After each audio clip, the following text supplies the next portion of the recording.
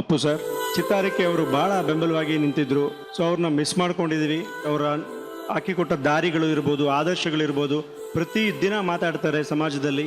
ಹಾಗಾಗಿ ಇಡೀ ಅವಾರ್ಡ್ನ ಚಿತ್ತಾರದ ಮುಖಾಂತರ ಕನ್ನಡಿಗರ ಪರವಾಗಿ ಚಿತ್ತಾರ ಸ್ಟಾರ್ ಅವಾರ್ಡ್ನ ನಾವು ಪವರ್ ಸ್ಟಾರ್ ಪುನೀತ್ ರಾಜ್ಕುಮಾರ್ಗೆ ಟ್ರಿಬ್ಯೂಟ್ ಮಾಡಬೇಕು ಅಂತೇಳಿ ಒಂದು ಯೋಜನೆ ಹಮ್ಮಿಕೊಂಡು ಈ ಕಾರ್ಯಕ್ರಮನ ಮಾಡ್ತಾ ಇದೀವಿ. ಜೋರದ ಚಪ್ಪಾಳೆಯೊಂದಿಗೆ ಸ್ವಾಗತಿಸಿ ಚಿತ್ತಾರ ಪತ್ರಿಕೆಯ ಮ್ಯಾನೇಜಿಂಗ್ ಡೈರೆಕ್ಟರ್ ಶಿವಕುಮಾರ್.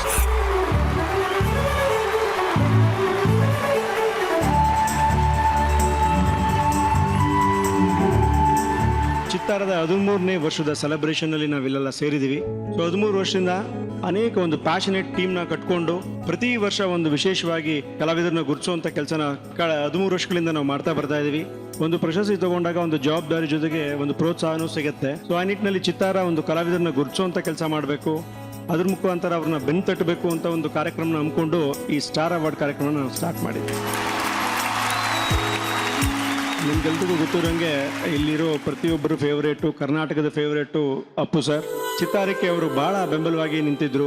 ಸೊ ಅವ್ರನ್ನ ಮಿಸ್ ಮಾಡ್ಕೊಂಡಿದೀವಿ. ಅವರ ಹಾಕಿಕೊಟ್ಟ ದಾರಿಗಳು ಇರ್ಬೋದು, ಆದರ್ಶಗಳಿರ್ಬೋದು, ಪ್ರತಿ ದಿನ ಮಾತಾಡ್ತಾರೆ ಸಮಾಜದಲ್ಲಿ.